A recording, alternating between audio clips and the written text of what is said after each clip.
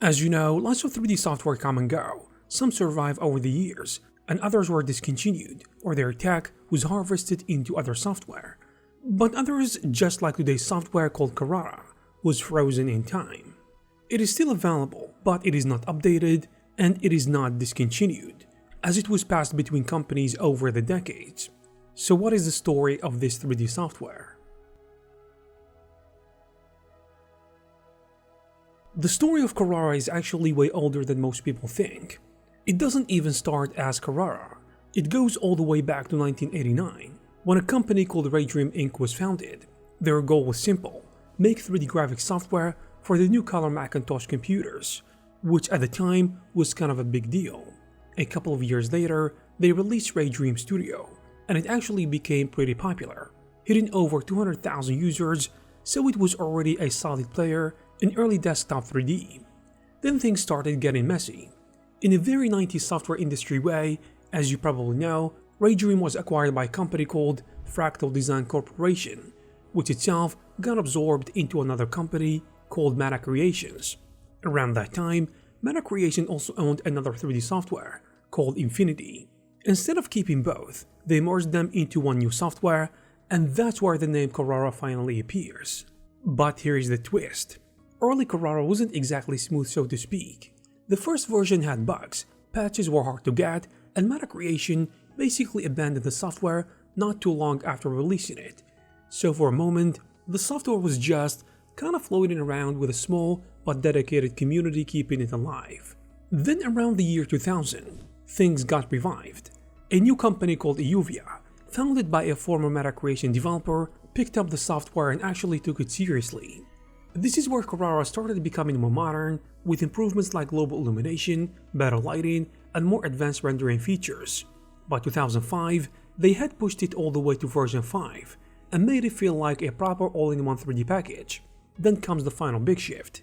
In 2006, DONS 3D acquired Euvia, and Carrara with it, and this changed the direction of the software quite a bit.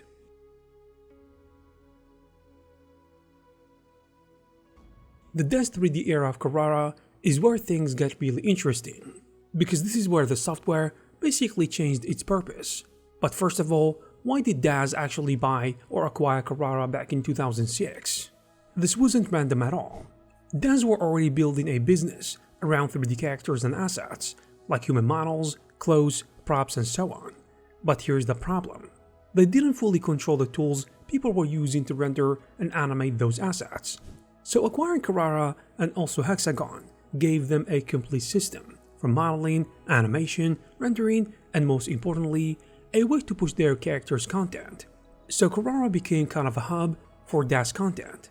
Instead of being just a general 3D software, it started leaning heavily into figure animation and scene creation, especially with poser and DONS style characters.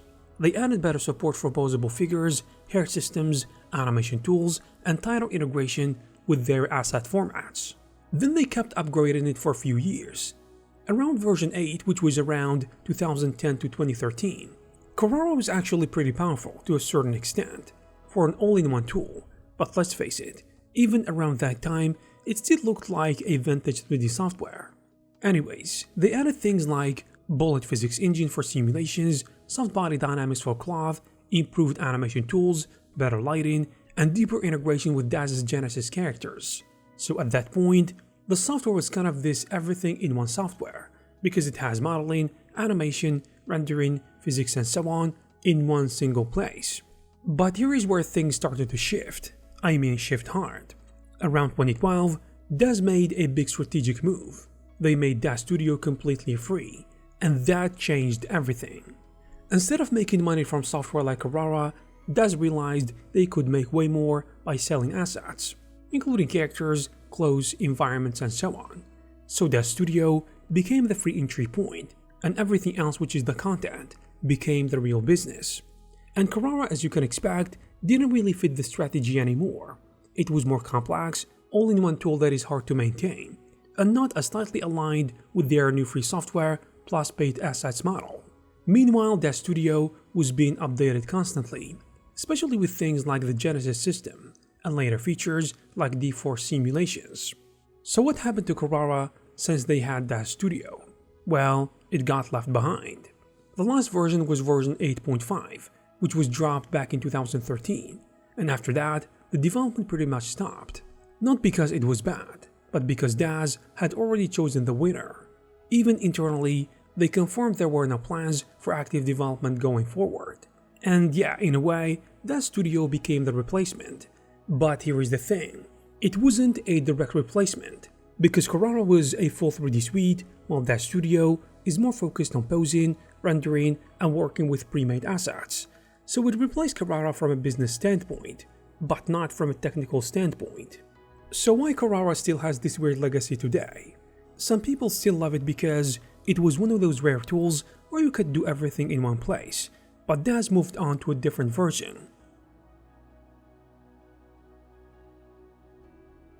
Now, I will state the obvious. Carrara today is more like a legacy tool than a serious modern 3D option. But back in its time, it was actually pretty impressive. It was an all-in-one package, as I said. You could model, animate, simulate, and render in one place. Things like physics, hair, particles, and even external render engines like Octane and LuxCore Render. So it had a lot going for it, especially for beginners, and it was known for being easy to use. But here's the problem. It was basically frozen in time. The last version 8.5 came out in 2013, and it hasn't updated since. And in 3D software terms, that's ancient. I mean, now compared to software like Blender. And it's honestly not even close anymore. Blender today is a full modern production tool. It has things like sculpting, geometry nodes, real-time rendering, cycles GPU rendering, simulations, compositing, video editing, and constant updates year after year. Carrara had some of these ideas early on, but Blender evolved them way further. The biggest difference is, Carrara feels like a complete 3D package, but back from 2013, and maybe even in 2013, Blender felt more advanced, but now it is even more impressive. So can you actually use Carrara today? Because you are missing modern GPU workflows, advanced node systems, industry pipeline support like USD, modern FBX workflows, etc. And active development and bug fixes too. And honestly, the last one is a killer. If something breaks in the software, there's no future fix coming, so I don't think it still has a lot of users, maybe a few loyal ones. By the way, the software is still available for sale. No disrespect to Carrara users, but it wasn't even close to industry software of the time. But for many users, it was more than enough. Compared to Softimage, for example, which was discontinued by Autodesk around the same time, back in 2014.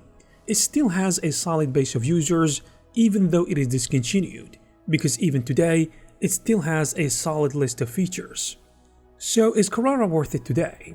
If you're just curious, or you already use a lot of DAZ content, or you like experimenting with old tools, yeah, sure, it can be still fun. It is actually still usable for simple scenes, animation, and learning the basics. But if you are serious about 3D, like freelancing, game dev, VFX, or even just growing your skills, then I suggest moving to software such as Blender because it is way better in many aspects, also because it is free. And there you have it, guys. If you like this video, please give it a thumbs up. Also, please subscribe to the channel to receive more videos like this. Thank you very much for watching, and I will see you in the next one.